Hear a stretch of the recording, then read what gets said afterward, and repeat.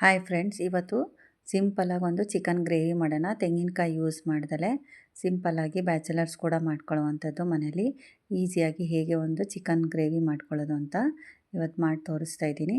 ಇಷ್ಟ ಆದರೆ ಮನೇಲಿ ಒಂದು ಸಲ ಮಾಡ್ಕೊಳ್ಳಿ. ಮೊದಲು ನಾನು ಅರ್ಧ ಕೆ ಜಿ ಚಿಕನ್ ತೊಗೊಂಡಿದ್ದೀನಿ. ಅರ್ಧ ಕೆ ಜಿಗೆ ಎಷ್ಟು ಬೇಕೋ ಅಷ್ಟು ಹೇಳ್ತಾಯಿದ್ದೀನಿ. ಮೊದಲಿಗೆ ಶುಂಠಿ ಬೆಳ್ಳುಳ್ಳಿ ಪೇಸ್ಟು 1 ಸ್ಪೂನ್ ಹಾಕ್ಕೊತಿದ್ದೀನಿ ಚಿಕನ್ನಿಗೆ. ಚಿಕನ್ನ ನೀಟಾಗಿ ತೊಳೆದಿರಬೇಕು. ಹಾಗೆ ಒಂದು 2 ಸ್ಪೂನಷ್ಟು ಮೊಸರು ಹಾಕ್ಕೊಳ್ತಾ ಇದ್ದೀನಿ. ಹಾಗೆ ಗರಂ ಮಸಾಲ ಅರ್ಧ ಸ್ಪೂನು, ಅಂದರೆ ಚಕ್ಕೆ ಲವಂಗದ ಪೌಡರು ನಾವು ಮನೆಯಲ್ಲೇ ಮಾಡ್ಕೊಂಡಿರ್ತೀನಿ.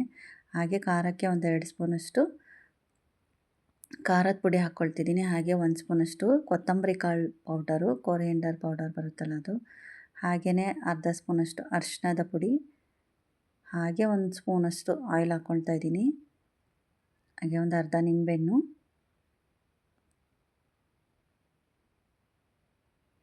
ಮತ್ತು ಸ್ವಲ್ಪ ಮಾತ್ರ ಉಪ್ಪು ಹಾಕ್ಕೊಳ್ತಾ ಇದ್ದೀನಿ. ಆಮೇಲೆ ಗ್ರೇವಿಗೆ ಹಾಕ್ಕೊಳ್ತೀನಿ. ಇದೆಲ್ಲದನ್ನು ಫಸ್ಟು ನಾವು ನೀಟಾಗಿ ಚಿಕನ್ ಒಳಗಡೆ ಮಿಕ್ಸ್ ಮಾಡಬೇಕು. ಮಿಕ್ಸ್ ಮಾಡಿಬಿಟ್ಟು 1 ಅವರ್ ಬಿಟ್ಟು ಅಥವಾ ಒಂದು ಹಾಫ್ ಆನ್ ಅವರ್ ಬಿಟ್ಟು ಸಾಕು. ಚಿಕನ್ಗೆ ತುಂಬ ಚೆನ್ನಾಗಿ ಎಲ್ಲ ಫ್ಲೇವರು ಟೇಸ್ಟ್ ಹಿಡಿಯುತ್ತೆ. ಹಾಗಾಗಿ ಈ ಥರ ಮಾಡಿದರೆ ಇದೊಂಥರ ಡಿಫ್ರೆಂಟಾಗಿ ಮಾಡ್ಬೋದು, ಬೇಗ ಮಾಡ್ಕೊಳ್ಬೋದು. ಇದು ಟೇಸ್ಟ್ ಕೂಡ ಗ್ರೇವಿದು ತುಂಬ ಚೆನ್ನಾಗಿ ಬರುತ್ತೆ. ಚಿಕನಲ್ಲಿ ಕೂಡ ಎಲ್ಲ ಫ್ಲೇವರ್ ಇಟ್ಕೊಂಡು ಉಪ್ಪು ಖಾರ ಎಲ್ಲ ತುಂಬ ಟೇಸ್ಟಿಯಾಗಿರುತ್ತೆ ಚಿಕನ್ ಕೂಡ. ನೋಡಿ, ಒಗ್ಗರಣೆಗೆ 2 ಈರುಳ್ಳಿ ಹೆಚ್ಕೊಂಡಿದ್ದೀನಿ, 1 ಟೊಮೊಟೊ ಹೆಚ್ಕೊಂಡಿದ್ದೀನಿ, ಕೊತ್ತಂಬರಿ ಸೊಪ್ಪು, 4 ಹಸಿಮೆಣ್ಸಿನ್ಕಾಯಿ ಮತ್ತು ಒಂದು ಅರ್ಧ ಹೋಳಷ್ಟು ನಿಂಬೆಹಣ್ಣು ಕಟ್ ಮಾಡಿ ಇಟ್ಕೊಂಡಿದ್ದೀನಿ. ಅದಿದು ಒಗ್ಗರಣೆಗೆ. ಮೊದಲು ನಾನು ಈರುಳ್ಳಿ ಹಾಕ್ಕೊಳ್ತಾ ಇದ್ದೀನಿ.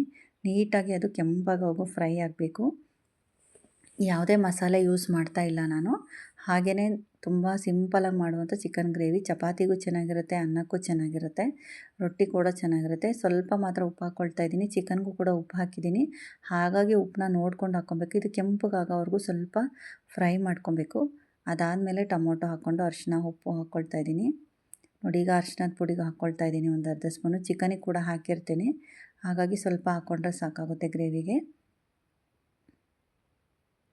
ನೀಟಾಗಿ ಕೆಂಪಾಗಬೇಕು. ಅದಾದಮೇಲೆ ಟೊಮೊಟೊ ಎಲ್ಲ ಹಾಕಬೇಕು. ಆವಾಗ ಅದಂತೂ ಈರುಳ್ಳಿ ಫ್ಲೇವರ್ ಬೇರೆ ಥರ ಟೇಸ್ಟ್ ಕೊಡುತ್ತೆ ನಮಗೆ. ಸೊ ಈಗ ಟೊಮೊಟೊ ಹಾಕ್ಕೊಳ್ತಾ ಇದ್ದೀನಿ. ಚಿಕ್ಕ ಟೊಮೊಟೊ ತೊಗೊಂಡಿದ್ದೀನಿ, ಜಾಸ್ತಿ ಹುಳಿ ಬಂದುಬಿಡುತ್ತೆ ಇಲ್ಲಾಂದರೆ. ಸೊ ಹಾಗಾಗಿ ಸ್ವೀಟ್ ಟೊಮೊಟೊ ಯೂಸ್ ಮಾಡ್ತೀನಿ ನಾನು, ಜಾಮೂನ್ ಟೊಮೊಟೊ. ಹುಳಿ ಟೊಮೊಟೊ ಯೂಸ್ ಮಾಡಲ್ಲ. ಸೊ ಹಾಗಾಗಿ ಒಂದು ಚಿಕ್ಕದೊಂದು ಟೊಮೊಟೊ ಹಾಕ್ಕೊಂಡಿದ್ದೀನಿ. ಈ ರೀತಿ ನೀಟಾಗಿ ಅದು ಕೂಡ ಕೆಂಪಾದಮೇಲೆ ನಾವು ಚಿಕನ್ ಹಾಕ್ಕೊಬೇಕು. ಯಾಕಂದರೆ ಚಿಕನ್ನಿಗೆ ನಾವೆಲ್ಲ ಐಟಮ್ಸು ಹಾಕ್ಕೊಂಡಿದ್ದೀವಿ. ಕೊತ್ತಂಬರಿ ಕಾಳು, ಗರಂ ಮಸಾಲ ಮತ್ತು ಶುಂಠಿ ಬೆಳ್ಳುಳ್ಳಿ, ಉಪ್ಪಿನ ಪುಡಿ, ಖಾರದ ಪುಡಿ ಎಲ್ಲದನ್ನು ನೀಟಾಗಿ ಚಿಕನ್ಗೆ ಹಾಕಿ ಕಲಸಿರೋದ್ರಿಂದ, ಮೊಸರು ಕೂಡ ಈ ರೀತಿ ನೀಟಾಗಿ ಇಷ್ಟೇ. ಒಗ್ಗರಣೆಗೆ ಈರುಳ್ಳಿ ಮತ್ತು ಟೊಮೊಟೊ ಮತ್ತು ಹಸಿಮೆಣ್ಸಿನ್ಕಾಯಿನ ಮೇಲ್ಗಡೆ ಹಾಕಿದರೆ ಆಗುತ್ತೆ. ಸೊ ಹಾಗಾಗಿ ನಾನು ಒಗ್ಗರಣೆಗೆ ಹಾಕಿಲ್ಲ. ಈ ರೀತಿ ನೀಟಾಗಿ ಮಿಕ್ಸ್ ಮಾಡಬೇಕು. ಸ್ವಲ್ಪ ಒಗ್ಗರಣೆಗೂ ಹಸಿಮೆಣ್ಸಿನ್ಕಾಯಿ ಹಾಕ್ಕೊಂಡು ಮತ್ತು ಮೇಲ್ಗಡೆ ಲಾಸ್ಟಲ್ಲಿ ಹಾಕಬೇಕಾಗುತ್ತೆ. ನೋಡಿ, ಈ ರೀತಿ ಎಣ್ಣೆ ಬಿಟ್ಕೊಳ್ಳೋವರೆಗೂ ಸ್ವಲ್ಪ ಮುಚ್ಚಿಟ್ಟು, ಅದಾದಮೇಲೆ ಒಂದು ಕಾಲು ಭಾಗದಷ್ಟು ಮಾತ್ರ ಗ್ಲಾಸಷ್ಟು ನೀರು ಹಾಕಬೇಕು. ಜಾಸ್ತಿ ನೀರು ಹಾಕಬಾರ್ದು. ಈ ರೀತಿ ಹಾಕಿ ಮುಚ್ಚಿದರೆ ನಮಗೆ ಆಯಿಲ್ ಬಿಟ್ಕೊಂಡು ಗ್ರೇವಿ ರೆಡಿಯಾಗುತ್ತೆ. ತುಂಬಾ ಸಿಂಪಲ್ಲಾಗಿ ಮಾಡುವಂಥ ಚಿಕನ್ ಗ್ರೇವಿ ಇದು. ಒಂದು ಸಲ ಮಾಡಿ ನೋಡಿ, ತುಂಬಾ ಟೇಸ್ಟಿಯಾಗಿರುತ್ತೆ. ಬ್ಯಾಚುಲರ್ಸ್ ಕೂಡ ಮಾಡ್ಕೊಬೋದು ಇದನ್ನು.